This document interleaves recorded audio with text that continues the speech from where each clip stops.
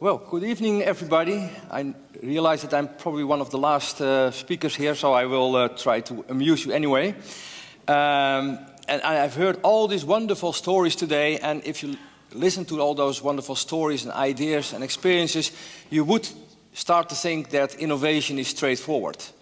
And I think all of you who are involved in innovation know that it isn't. So that's why I wrote down, if we knew what we are doing, we wouldn't call it innovation. And I think if you are in innovation, and if you look at the environment of healthcare, there is a lot of fear for making mistakes, and correctly so. If I'm a patient, when I'm a patient, I hope that the doctors will not make a mistake. I sometimes also refer to people who are creative or are more on a routine basis. If I'm in an airplane and the pilot says, good afternoon, welcome on board, today I'm in a creative mode, I don't know whether I still want to fly with this guy. So I really understand and appreciate that people try to avoid making mistakes, especially when it is in a serious business like healthcare. But this doesn't mean that in all aspects of the system you cannot experiment, you cannot make mistakes. So these things, like you see in the back of me, can happen. And I think I learned a lot from the previous contribution.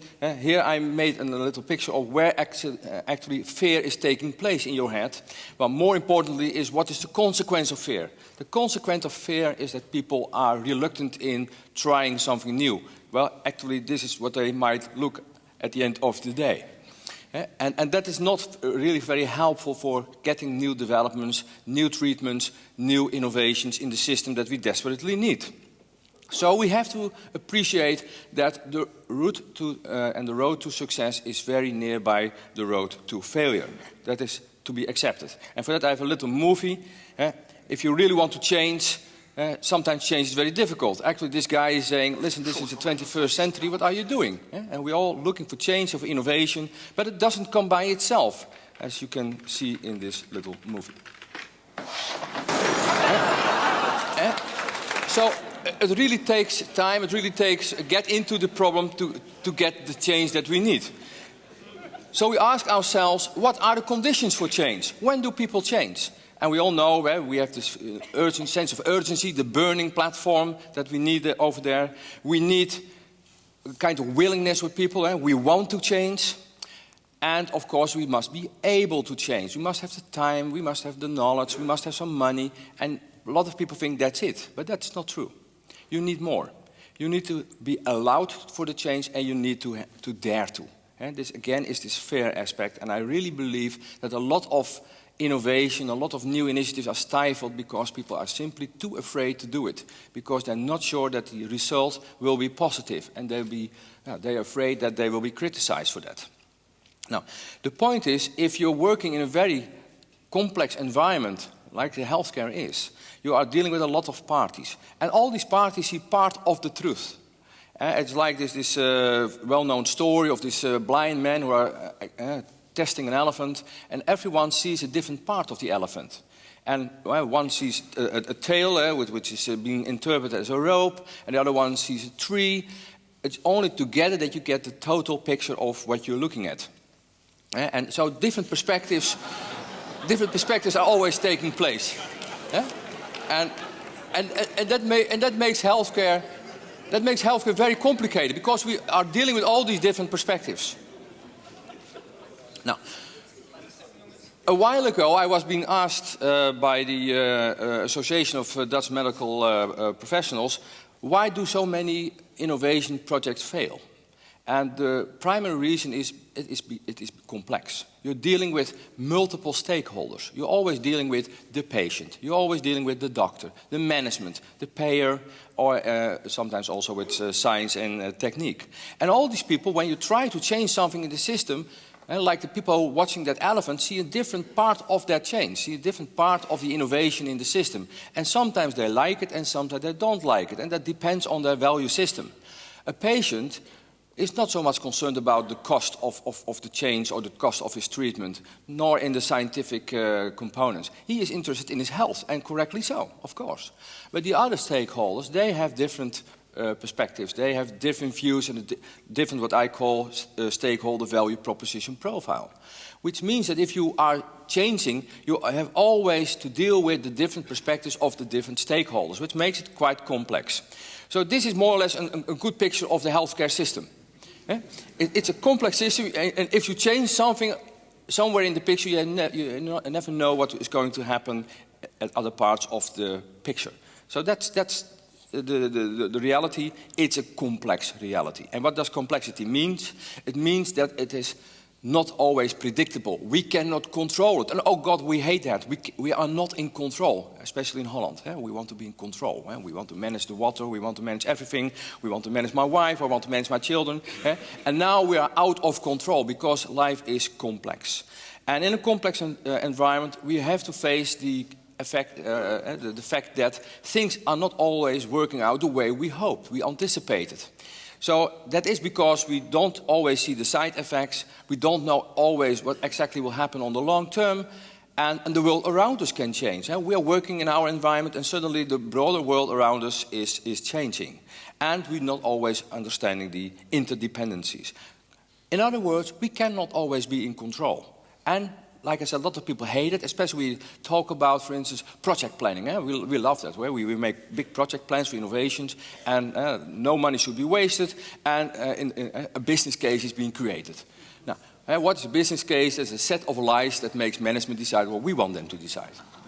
That's a business case, because it's always filled with hypotheses, especially when you do innovation. People want innovation. We have never been there before. It has to be a paradigm shift, and by the way, it has to be predicted from the past. Impossible, cannot happen. So I think that in such an environment, we have to accept that a lot of learning takes place simply by trial and error, by doing. And since the world is changing in a dramatic pace, we have to learn fast. And some people say we have to fail fast. So trial and error is the only way forward every now and then, and we have to accept that. And sometimes we get a result, and I will show you some examples that we didn't even anticipate. So we opened up the possibility that something could happen. We call that serendipity. And Pek van Andel, a well-known surgeon, he gave a very nice translation of the word serendipity. He says, it's looking for a needle in a haystack and then finding the beautiful daughter of the farmer. Now, we have to accept that things go wrong, and even if we have the best intentions, even if we didn't make too many mistakes. So here is the definition of a brilliant failure. It means that, yes, we had good intentions. No, we didn't make any avoidable mistakes. And of course, that is quite often subjective, I know. You have to experience a kind of failure. The result is not what you anticipated, and there is learning involved. And when it inspires other people, your willingness and your good intentions, then it is really brilliant. That, for me, is a brilliant failure.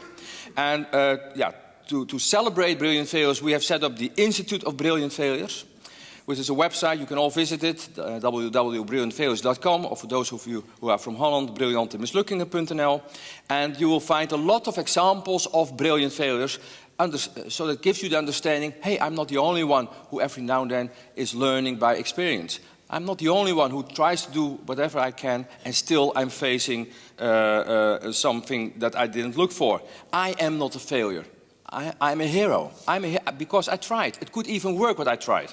Now, I'll give you an example. I recently gave a presentation in Norway, and this is a drink, an alcoholic drink. It's called Linje Aquavit. And what they did in 1850, I think it was around that, they said, well, we have to export this product, and they tried to sell it in Asia. So they shipped it to Asia, and nobody liked it. They hated it. So they got it back with the same boat. And when it came back, it turned out that the taste has improved dramatically. Because it has been in that vessel for a time, it was heating up, because it left Norway, it passed the equator, so that it was heating up and it was shaking for a month. And turned out it has a very good impact on the quality, or at least on the taste. And this is still the way this is being produced. They make it in Norway, they ship it to the equator, they ship it and they drink it like hell. Yeah? Okay. Another example of a brilliant failure, some of you may recognize the product, is called Viagra. For those of you who don't know, but I know that where I am, but it was meant to be a drug against certain forms of heart failure. Turned out in the clinical trials to have a side effect with about half of the population. Appreciated by the other half. Now, and you get a new product, but it's pure serendipity. It's a failure. It's a failure. But pharmaceutics understand that this is a very complex development process, so they allow for mistakes. And they do that by introducing portfolio management, which means that the successful products will pay for the failures. Now, in this case, also the failure was paying for itself. This is another brilliant failure from the world of healthcare. This is a failed party drug. People, when you take too much of the gas, then it turns out that you don't feel anything anymore, which is very good. And in this way, anesthesia was being discovered. Now, I must say that healthcare is not the only serious environment where mistakes should be avoided. On the other hand, learning from trial and error should be stimulated. We did an exercise within the area of development aid. Also in development aid, people are very scared making mistakes because if they lose money, the donors will say, wait a minute, that's my money that you spoiled, how dare you? So they're very much reluctant to admit failures. They try to hide it, and if something is very risky, they even may avoid at the end of the day taking the initiative in the first place because it could fail. Is that what we want? No, of course not. So we ended up in setting up a Brilliant Failure Award for the development aid sector.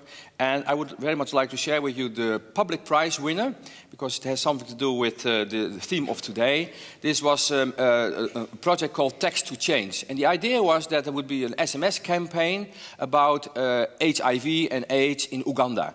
And the idea was that to set up a quiz, people got the answers via the phone, they could the questions, and they could submit their answers also via an SMS service. There was a very scientific editorial board installed, very good questions. What is AIDS? How do you get it? What should you do if you have it? All that type of questions. And also the technical infrastructure was being developed and sponsored. Everything okay. There's only one thing that you need to be able to run such a project, which is a telephone number. Yeah? And the day before they, it took a lot of time before they got the telephone number from the government, and the day before they went live, they got their number. And it was 666. And I must say, in Uganda, people are pretty superstitious, which meant that a lot of sponsors withdraw. And people, the test people say, do you really think I'm going to SMS the devil? Which means that the whole project collapsed. Yeah?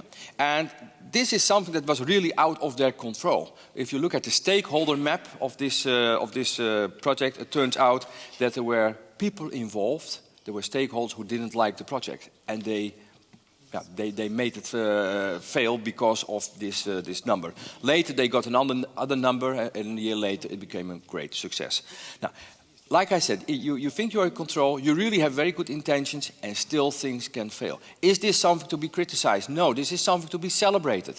These people are heroes for me, because they really try to change the world for the good. They make a lot of effort, good intentions, personal risk, and they accept that things can work and things can go wrong. So, that was my contribution, and what I would now really like to do, we talked about participation of the public. I really would like to invite you here today to stand up and dare to admit that you also had your brilliant failures. And this stage is for you, somebody who wants to stand here and be the hero of the evening. Raise your finger, and I will invite you over here and share with us your brilliant failure. So that's my call for tonight. It's an invitation. Share your brilliant failure now, and some of you will later, when they go home, recognize, oh, I should have talked about this or that. Don't worry, we will also set up a Brilliant Failure Award for the healthcare sector. But for now, I really hope that there are people out there who say, I am not ashamed, I am proud of what I tried. Whether I succeeded or failed doesn't matter. Who dares?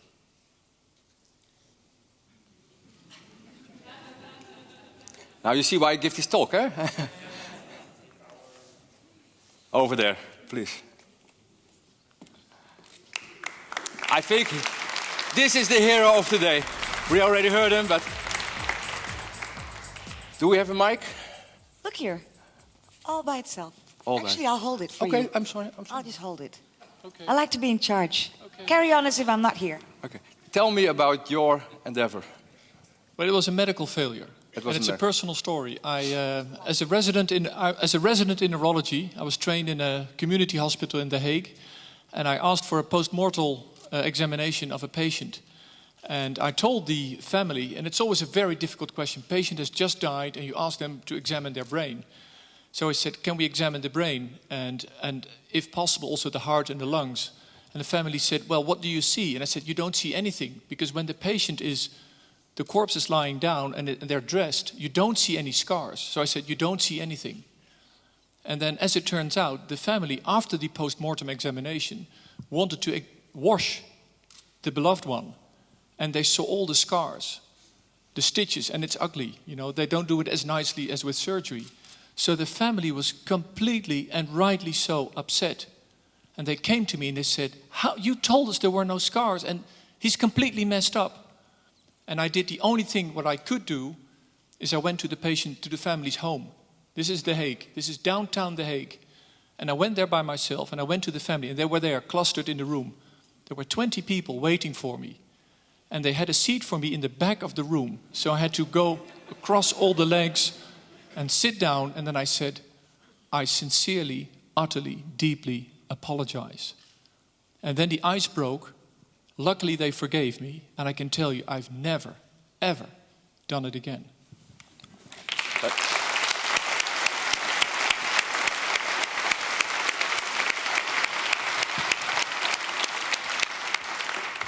I think that's a wonderful example and a very personal one. Thank you very much.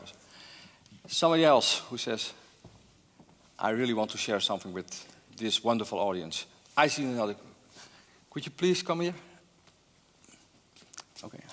I'll give you this one. Okay. Yeah. Yeah. Okay. Could you state your name? My name is Yahya. Okay. It doesn't really have to do anything specifically to healthcare. But we were sitting, we had a meeting. I'm from I'm a medical student, and I'm part of the IFMSA, the International Federation of Medical Students Associations. Every 2 months we have a meeting, and this meeting is a national meeting. All the local committees of the Netherlands, 8 local committees, they come together and we talk about certain aspects of the organization. So all the way at the end, I wanted to make everybody not forget about the situations that are happening in the rest of the world. For example, the situations that were happening in Egypt and Tunis and in Libya, and they began clapping. But I didn't want them to clap for me. I wanted them to realize what was happening.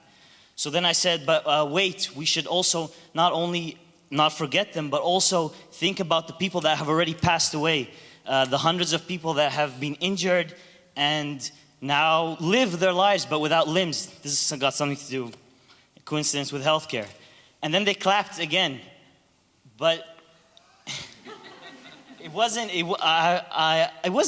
not really a mistake. I don't know how to classify it, but I hope that it got through to them that it was not about just thinking about it, but remembering it and somehow trying to contribute to it. And I think, yeah, I just hope that we take care of each other, that we don't forget each other. So not just like for us, for people in the rest of the Middle East, but also with healthcare. We have to live in the community, not as individuals. Thank you.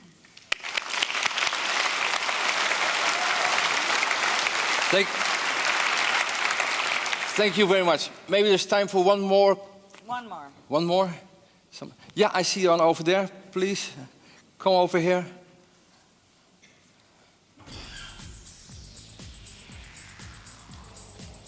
You see, you think it takes a lot of courage to do this, but it is not true. As soon as you start talking about your experience, it sounds like you have to do it. And I hope that is also true for you. Welcome. Can you please say your name? My name is Engelien Kalens and I was working in the 90s in the dentistry department of the University of Nijmegen.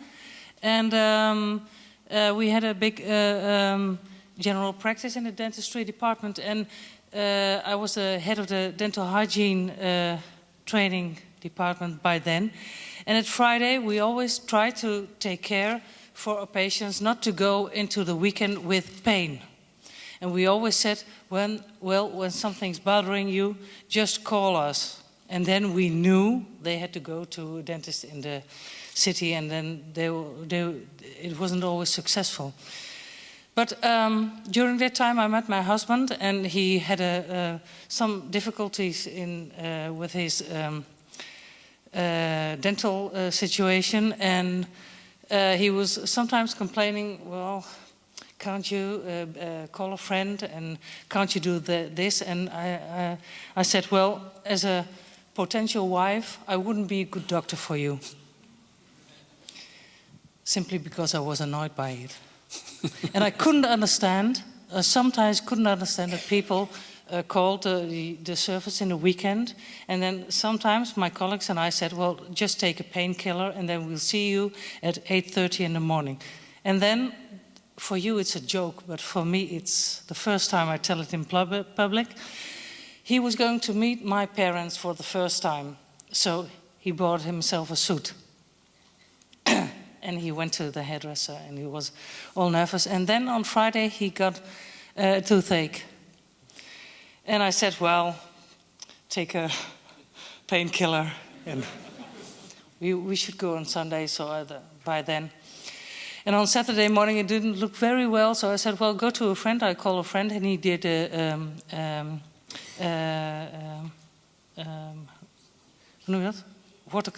root canal treatment. And the pain didn't disappear. So I said, well, let's take a drink. I shouldn't advise it to any other patient. But first time, go to my parents, big deal. My sister, all the family were there.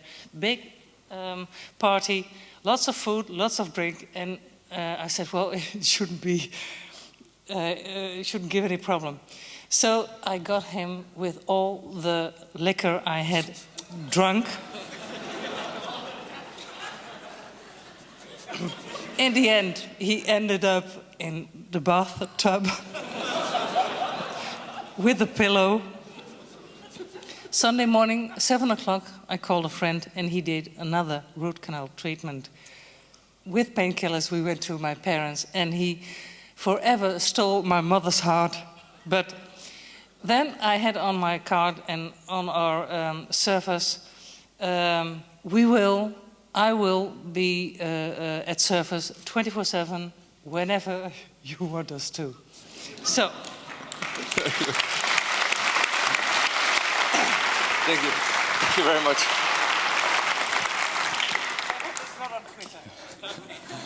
Ladies and gentlemen, this was my contribution about brilliant failures. I wish you a very innovative and happy life, and please share your successes and also share and celebrate your failures. Thank you very much. Thank you. Thank you, Paul Iske. Thank you.